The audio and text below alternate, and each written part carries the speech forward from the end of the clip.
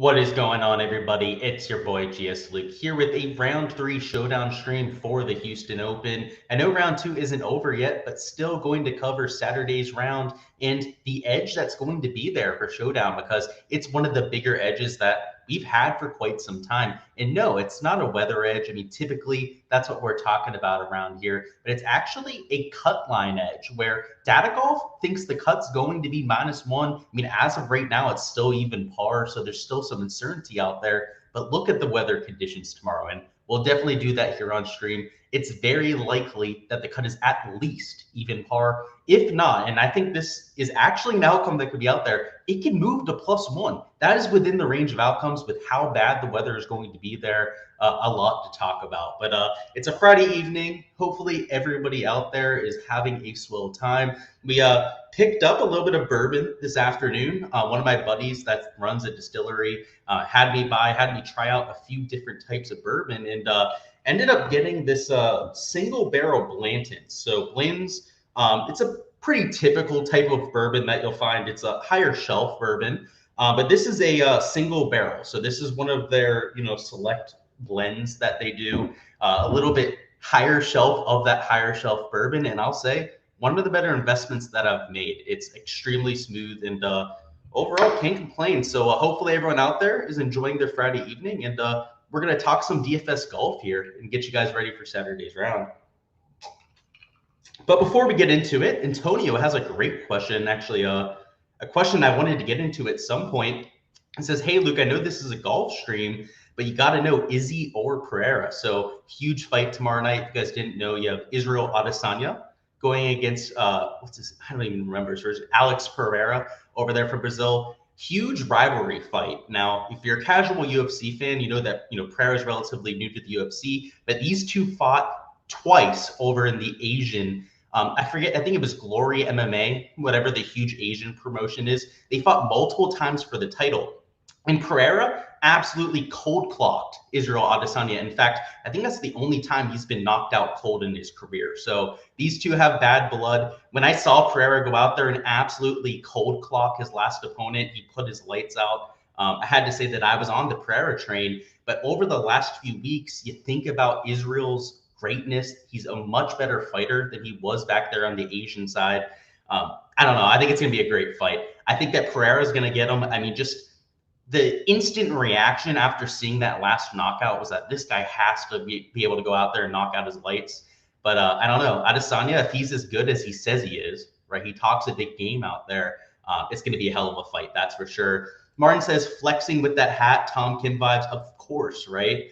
I'm kind of mad that Rory McIlroy ended up winning the CJ Cup. So I'm like repping the hat from like my sworn rival out there on the PGA Tour. But yeah, I love it. Love the CJ Cup. Gotta love it. And you said kickboxing. Yeah, it was a kickboxing fight. They also fought an MMA match.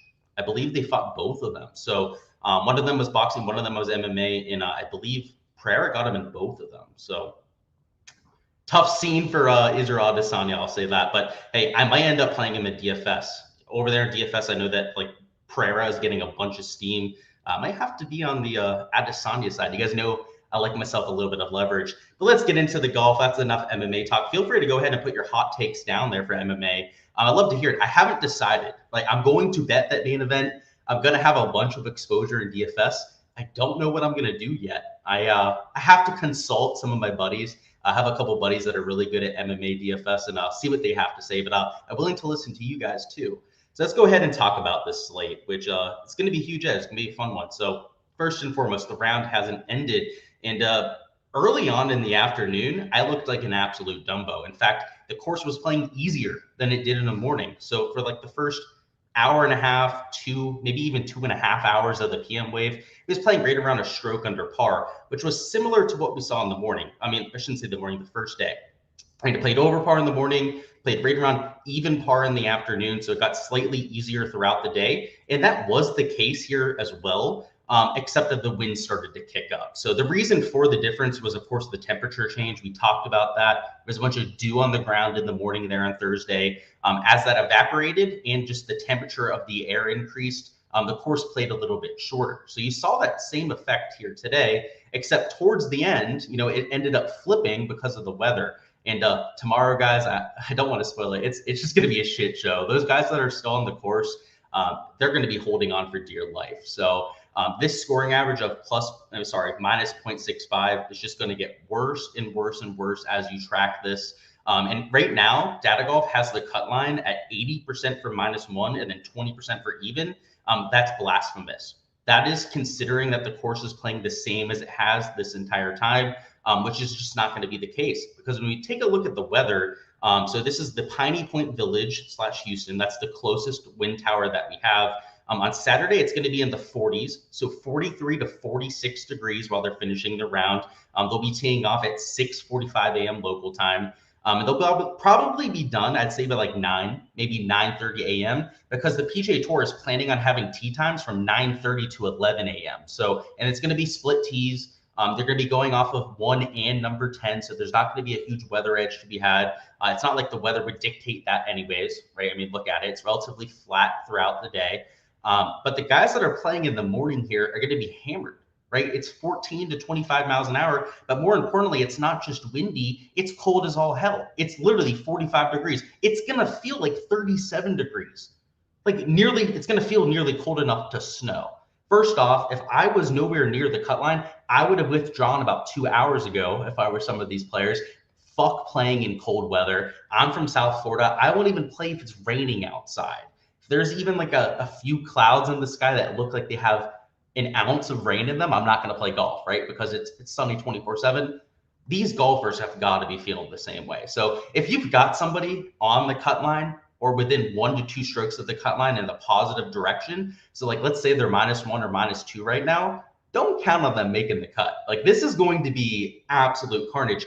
And the wind direction is also different than what we had today. So it was playing, I guess, in the north direction here for Friday's round. On Saturday, it's going to go completely south, right? So it's changing direction, going the opposite direction. All of the par fives were playing downwind today. I don't know if you noticed that on the ESPN coverage.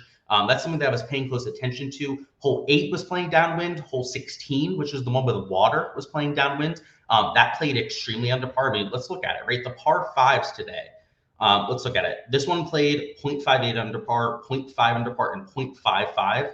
I mean, those are among the easiest on all of the PGA Tour. And that's what we saw today. That was because of the wind direction. I don't know about hole number 3. I know for a fact that hole 8 and hole 16 played downwind, but it makes me think that hole number 3 probably did too. What was its average on hole number 1? Yeah, it was even easier than hole 1. You can see 8 and 16 were significantly easier than what you saw there from round 1.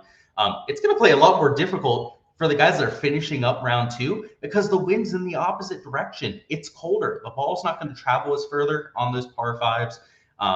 So like, you know how a lot of guys were birdieing those par fives, you could count on them. Oh, you know, if they're even par, they're going to get to -1 because they have hole 16 left. Not the case anymore, unless they're on the green, right? So Alex Noren's on the green there at hole 16, so he's going to get his birdie, right? But if you're on the fairway, you're still on the tee there at hole 16, well, you're shit out of luck, Chief. Just the Thunder's going to end up fucking you over there. So that's the weather for Saturday. In terms of a weather edge, it's really non-existent, right? I mean, we talked about it on Wednesday, right? There was a weather edge for main slate. You had to play the PMAM stack. You had to go 100% Tony Finau. No, I didn't go 100% Tony Finau, but I went 67% Tony Finau, right? 2/3 of my lineups.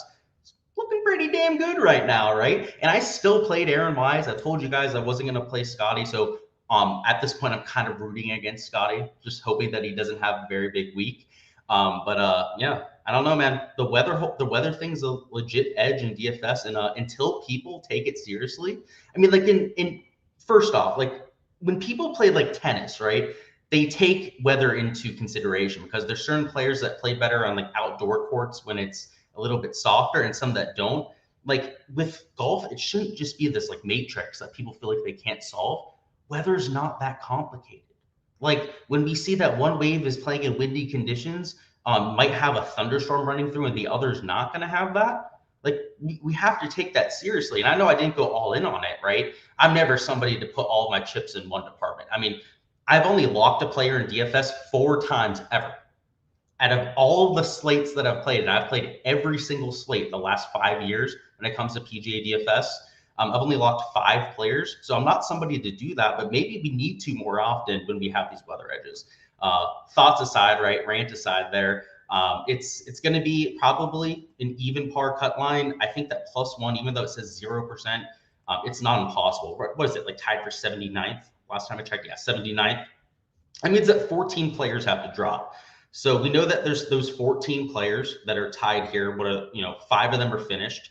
So you have 9 of them that are still on the course. I think that at least half of them are going to fall down to +1. Then you go up here to -1. You can see, what is there? 1, 2, 3, 4, 5, 6, like 8, 9 players there at -1. Probably like 2 or 3 of those are going to end up falling to 1 over par. All it takes, I mean, what do we have? Like 3 there, like 5 over here, 8. I mean, like it's still like it's probably going to be an even par cut line. But if it ends up being worse conditions than I expect, you might end up seeing the +1 cut line. So it's probably going to be even par. Data Golf, I think, is incorrect in saying that it's going to be -1 just because they're not considering these nasty conditions that obviously we can see over here on Windfinder.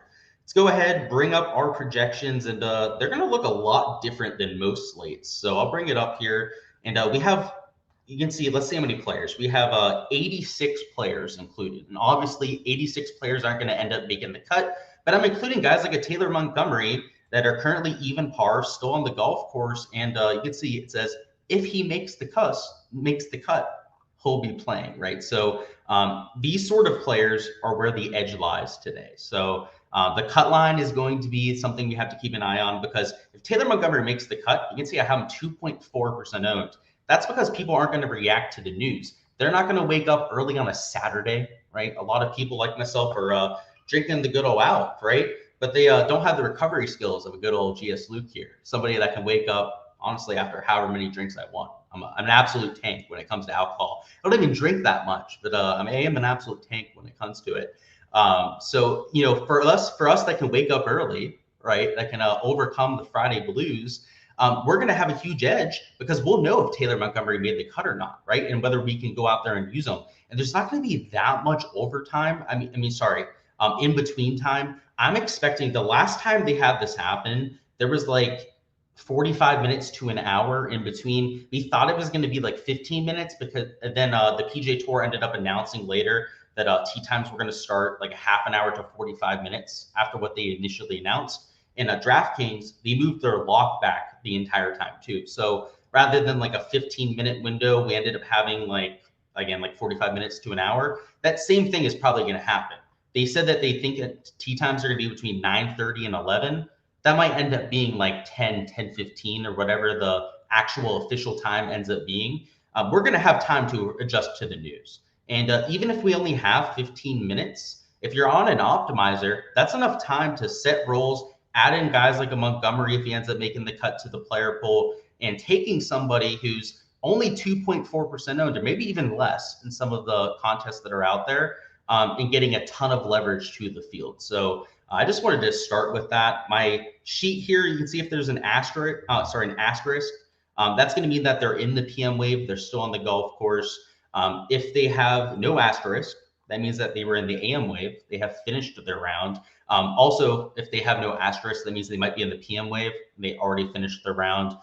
There's a few guys like a Maverick McNeely, for example, that are in that boat, right? And not many people finished their round. So there's not many to speak of on that front. But that's the spreadsheet. And ownership is reflective of the sentiment currently. So, obviously, if Montgomery misses the cut, he's not going to be 2.4% owned. But if he makes the cut, he's probably going to be higher owned than 2.4% owned.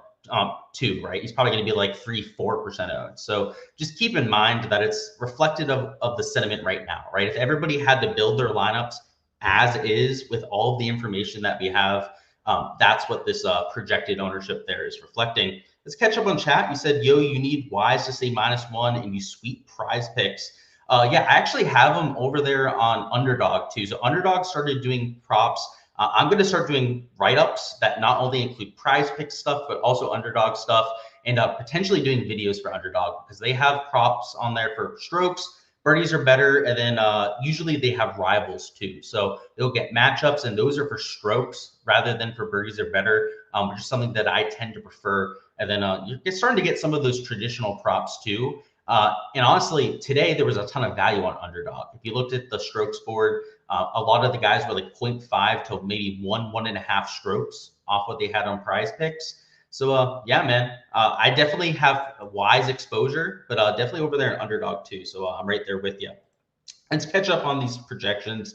So at the top of the board, we have a few unknowns. We know that Scotty Scheffler is probably making the cut, right? He's -5.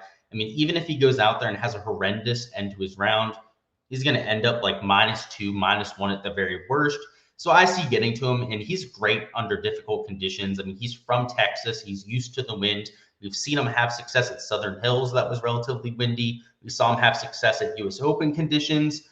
Charles Schwab Challenge, that was exceptionally windy. PGA Championship, sorry, I already said PGA Championship. Also TPC Sawgrass, right there for the Players Championship. All of those sort of events, he really shined over the rest of the field. So I'm not so worried about it. I think that he's well worth taking at chalk, as opposed to a Tony Finau, right? And I'll talk about the Tony Finau fade. A lot of it's due to his aggressiveness, right? He's got like a 4-shot lead on the rest of the field. What is it? Good old Patrick Rogers that's there at -9. I played him today in Showdown. That's probably all the exposure I'll get this week. Good old Patrick Rogers is a volatile mofo. You got to pick your spots and pick them wisely when it comes to playing a Patrick Rogers. But Finau, I mean, he's got like 5-6 shots on pretty much the entire field. He's not going to be very aggressive. Like, it's going to be extremely difficult. He's going to be about as conservative as humanly possible. And I think his ceiling is something like 3-4 under par, which is great if you have him in DFS, right? If he shoots 4 under par and he gets to 17 under, he's probably still going to have like a 4 or 5 shot lead. But in DFS, when we're coming to it, playing Showdown, especially for large field contests, I start to worry about his upside. And 3-4 under would be his ceiling, right? Not what I'm projecting him for. You probably project him under difficult conditions, or closer to like 1-2 under par, particularly with how conservative I expect him to play. So I'd rather take the chasers. The chasers are lower owned. That would be an Aaron Wise, Scotty Scheffler. Both of them are excellent in difficult conditions. Aaron Wise is 6 under. So, I mean, you could play him at 33%.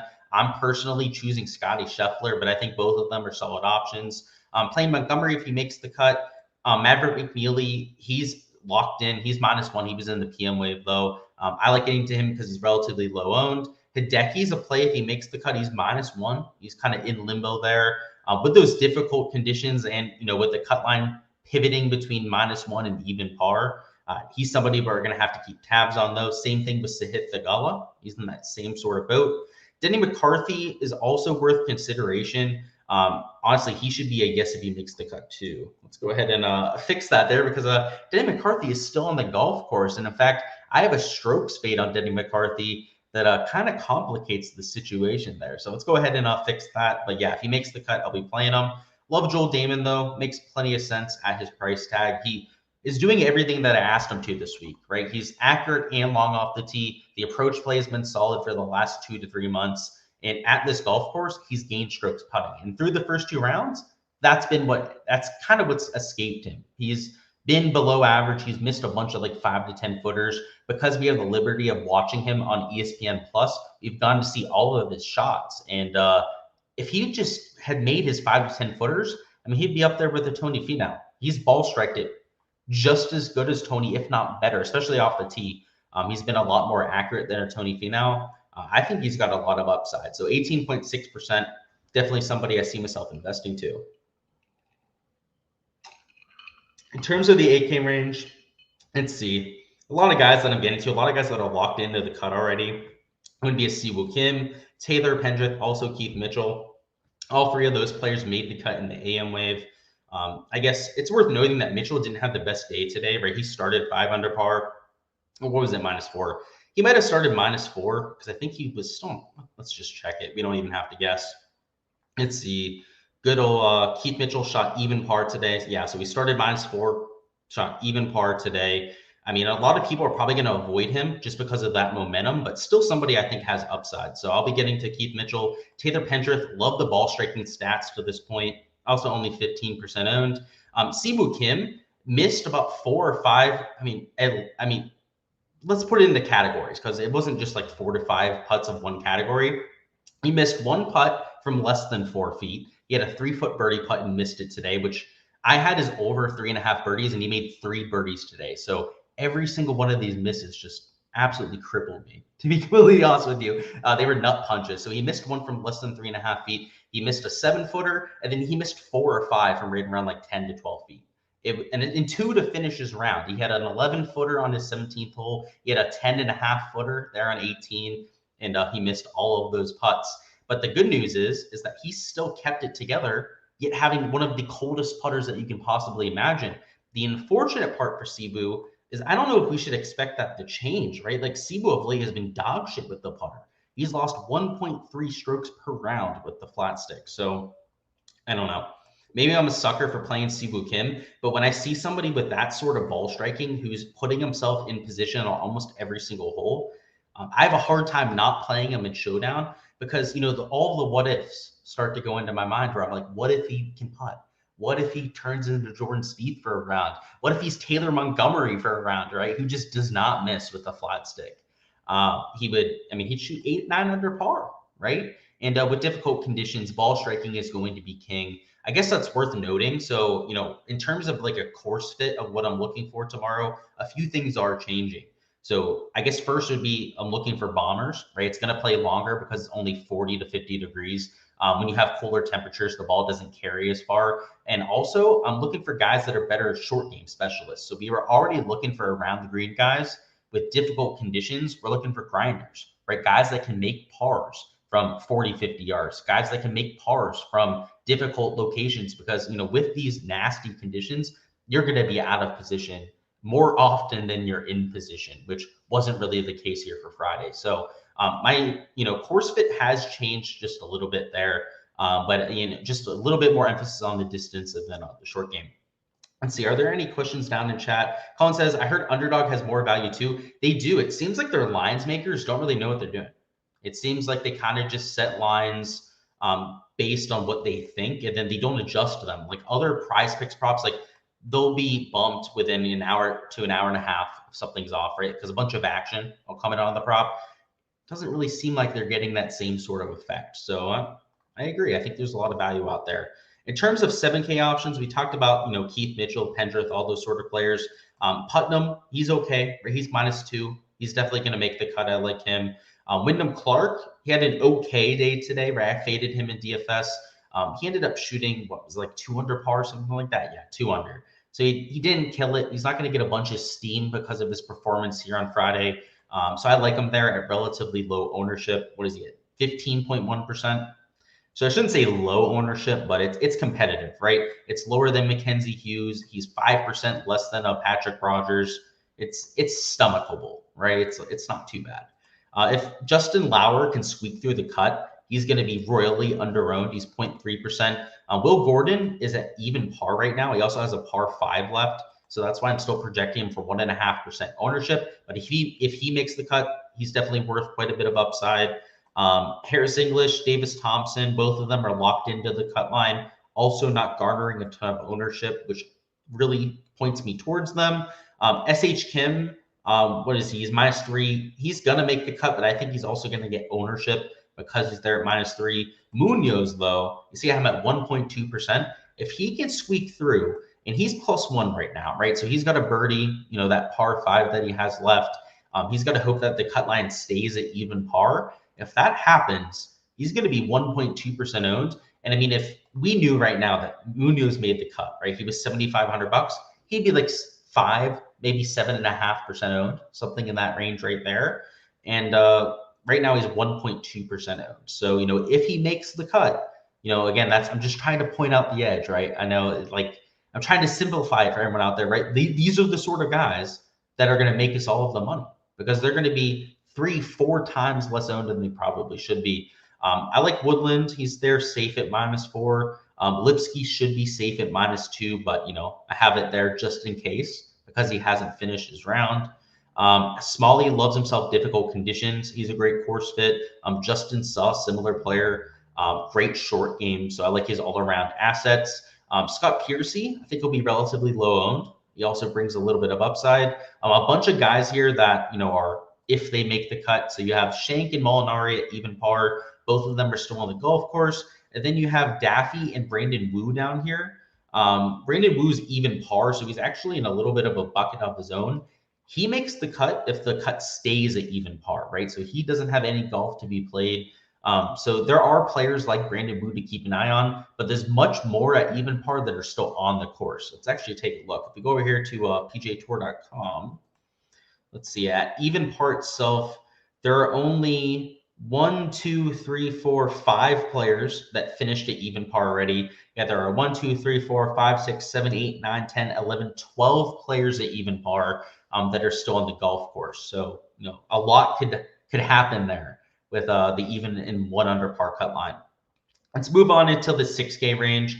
Martin Laird at the bottom end of the 7K makes sense, but a bunch of guys here that missed the cut. I mean, you can see there's not many guys in the 6K range.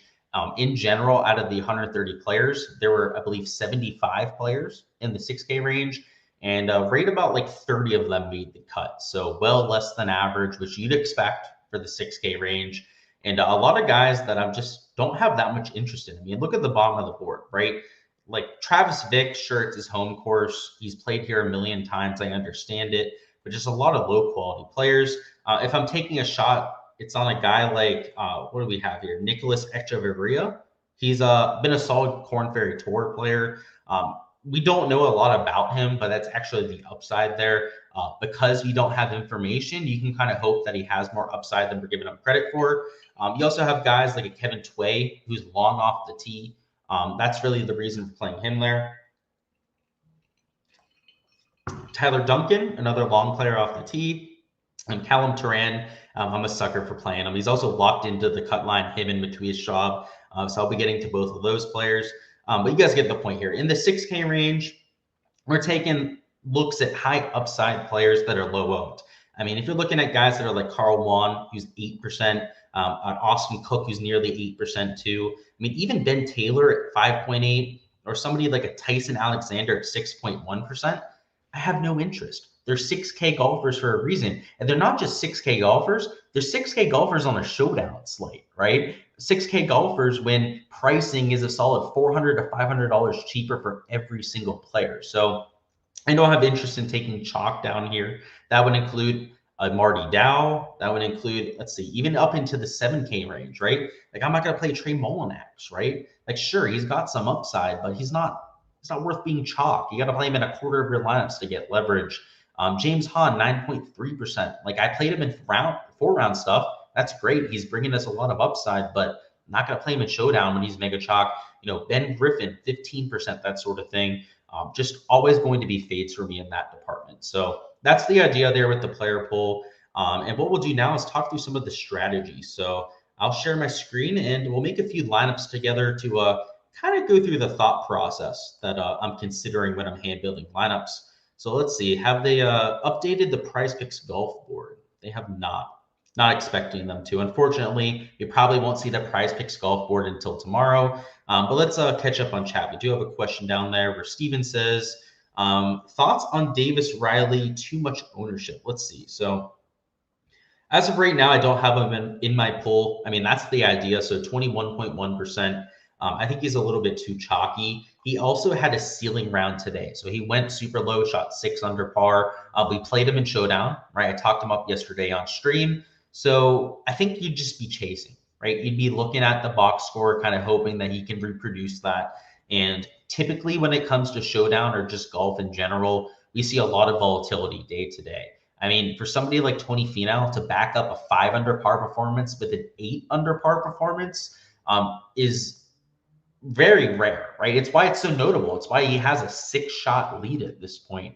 It's why he's, lapped the field through the first 2 rounds. It's just hard to expect that once again. So yeah, he's just a little bit too high owned for me. Personally, I'd rather play Keith Mitchell. I'd rather play a Pendrith, Siwoo Kim, or even I actually think my favorite play out of the bunch here would probably be Andrew Putnam, just because he's right around half the ownership of everybody else in the range. So yeah, for sure. It's just an ownership thing for me. Great play, right? Love them for 4-round stuff. Definitely have our exposure there. Wilson says, Mackenzie Hughes thoughts heading into the weekend. So I like Mackenzie. I think he's going to be a little bit chalky just because he was on the ESPN plus coverage. He played well, right, on that coverage too. I worry about the ball striking. So I considered playing a Wilson. I think you're onto something there, but he couldn't keep it on planet Earth off the tee today. And he was also missing tons of greens. And he was short-siding himself too. And Mackenzie Hughes is probably the one guy on tour that would have gotten away with it because he's got a world-class short game. And if he didn't have that world-class short game, he probably would have shot like 6-7 over par today. So when we're looking for like a showdown popper, I mean, I'm more looking for like the ball striking players, guys that have really been striping it through the first 2 rounds. So that's the main reason that I'm not playing Mackenzie Hughes. It's just the iron play hasn't really been there for me. Let's talk through a few lineups though. So in cash, I mean, see, cash is difficult because we're in a sort of situation here where we don't know who's going to make the cut. So you definitely want to be safe in cash. You're probably taking Tony Finau. That's a free square when it comes to your cash plays. I think that Alex Noren is most likely a cash lock too. If let's see, I mean Aaron Wise, if you could afford it, but you probably can't here. Let's actually take Tony Finau and Aaron Wise in our cash lineup. That puts us at 74.25 left. We could probably make that work. So let's see what that looks like. Let's sort this by salary and move into the top of the 7K range, where players that are extremely consistent are what we're looking for. So, I mean, probably not a Hughes, definitely not a Rogers, right? Even though he's -9, he's way too inconsistent for a cash lineup. I guess I would take, an Adam Hadman, that sort of player, towards the bottom of the 7/middle of the 7K range. You're looking for like an Aaron Rai is probably my favorite cash player on all of the PGA Tour. He's extremely consistent. If you bring up his shots gained profile, he gains at least a stroke to the field, and I believe like 20-30% of all of his rounds. It's well above the average on the PGA Tour. So you got to love Aaron Rai. More often than not, he's not going to kill you in a cash lineup. We still have 7,200 remaining. I mean, we want to be as chalky as possible. So I guess like not a Gary Woodland. He's just a little bit too inconsistent. Yeah, it's tough. I don't know. The cash build for tomorrow, I anticipated this. It was going to be a little bit more difficult than we anticipated. So rather than Aaron Wise, let's go down there, take the cheaper option, go into the 8K range. Let's add an Alex Noren. We have $7,800 remaining per player. Let's go to 8K and take. This is tough, guys. The cash build for tomorrow is not a fun one at all. It's not seamless. It's not something that just falls into place. I mean, typically when we're doing these, it's like, the cash build takes us about like 20 seconds. It's not really the case for tomorrow. So this would be our core 5. I'm not allowed, based on Draftkings, to go ahead and click in a 6th player here, but you could probably figure it out, right? There's a few guys. I mean, there's 2 specifically at $6,700 that are towards the top of the board that would make sense. This is the sort of build that you're looking for, but kind of like I was just alluding to, there's not a natural build that you're going to get to for your cash lineup on Saturday. It's a relatively wide open board. If there were any cash locks, I guess number 1 on that board would be a Tony Finau. I think you have to play him in your cash lineup. And then you probably want at least one of an Aaron Wise or an Alex Noren. Noren's been hitting it beautifully through the first 2 rounds. He's hitting a bunch of greens, hitting a bunch of fairways. And then, of course, Aaron Wise is a little bit more expensive. So you have to be willing to take some value picks there. He's just great at some of these difficult golf courses. Let's get into the GPP stuff now, though. So let's go ahead and sort this by salary. And what we're going to do here is go through my thought process when hand building for a large field GPP. So not necessarily this single entry where it's $180. We're thinking the $15 where it's like an 84 max entry. They have that same contest once again here for round 3. Let's talk through those sort of lineups. So in this situation, I mean, you got to differentiate, right? You're playing against like 2,000 other people. So it's not like you have to fade all of the chalk. So I'm still willing to play Scotty Scheffler, right? He's that one chalky piece up top that I'm taking. But skipping the 10K range altogether might be the move because these guys in the 9 and 8K range are well underowned. They're under projected by the rest of the industry. That's what I think because they're still high upside players. So, just thinking about it here, if Theegala makes the cut, right? if Hideki makes the cut. These two players are just going to be royally underowned. I mean, what do I have Hideki at? Let's bring it up on my projections. I got Hideki at 5.8%. Sahith Theegala, I have at 7.9% ownership. If we knew right now that they were going to make the cut, they're going to be guys that we can rely on to play the weekend, they would be 15, 12% owned at the very least. They'd be twice as owned as what I project them to be tomorrow.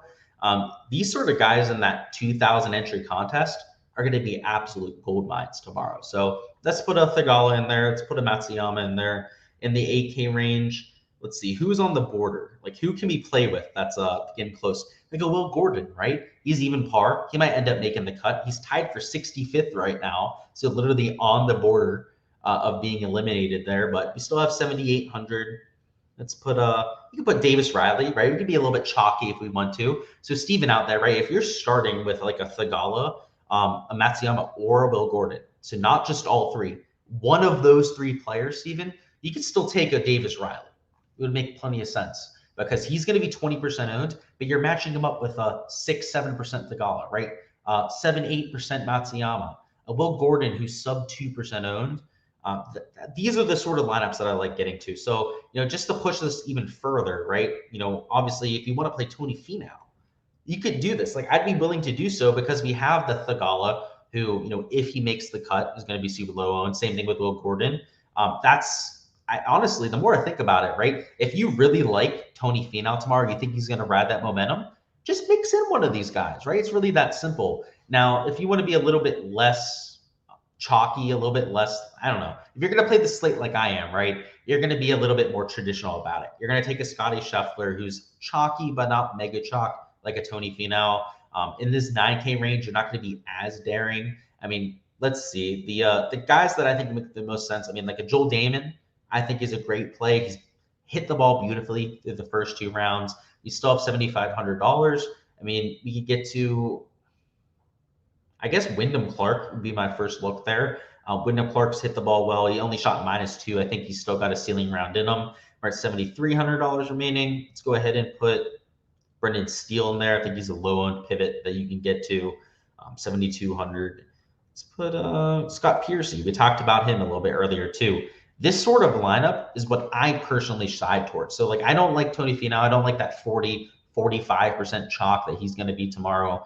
I tend to be a little bit more contrarian with my builds, right? But that's why I went over that initial build, that first build, because I know a lot of you out there are probably going to want to play Tony Finau after how he looked today, right? And I understand that. But personally, I've just seen it too many times before. These guys that have those ceiling rounds just end up crumbling the next day. So I'm just most likely going to look elsewhere. But that is all I've got for this stream, guys. Going to go ahead and cut it off there. And Tony says, yo, Luke, I'm back. Do you think Tyson Alexander is a bet for a top 5? Oh, boy. Probably not, man. I think he's probably going to fall apart. He's new to the tour, hasn't really been there before. He's going to feel a lot more nerves than most players out there. I don't know. If you feel like taking a dart play, because I'm sure the value's there, by all means, go for it. But I'm not so sure that it's the logical play, right? If you would have taken that pre-tournament, right, I probably would have supported you there because honestly, top 5, top 10 at an event that has a weather edge, you have to look at it, particularly if that player is going to be on the positive side of the weather. But yeah, man, I think it's a dart throw. But we'll leave it there, boys. That is all I've got for the Saturday stream. Hopefully we can cash out tomorrow. If you're part of the Patreon, make sure you are in the Discord server because I will be putting out a lot of news tomorrow morning. I'll be sipping my coffee early at 7 a.m., getting ready for the scores. And the guys that are making the cut that are going to be low owned, I'll be making sure to throw down in chat. So, if there's somebody that's getting in an even par, maybe it's a -1 cut, maybe Data Golf is right there. I'll make sure to point those plays out and so you can get them into your player pool. But best of luck, like I said, and I'll catch you guys for the Sunday live stream.